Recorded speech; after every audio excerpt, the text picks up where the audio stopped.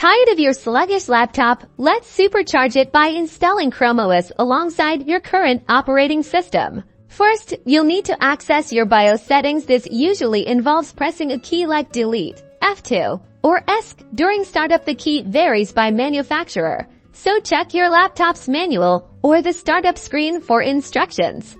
Next, download Chrome OS Flex from the official Google website. Make sure you are on the correct Chrome Enterprise page. You'll also need a USB drive with at least 8 GB of storage. We'll use this to create a bootable Chrome OS installer.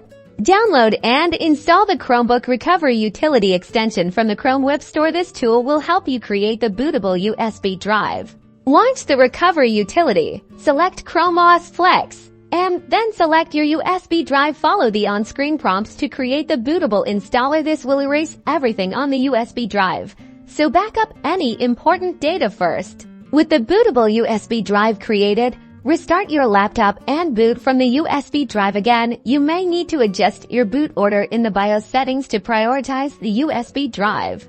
Chrome OS Flex will start. Follow the on-screen instructions to install Chrome OS Flex. When prompted, carefully choose the Install Alongside option. This will configure the dual boot.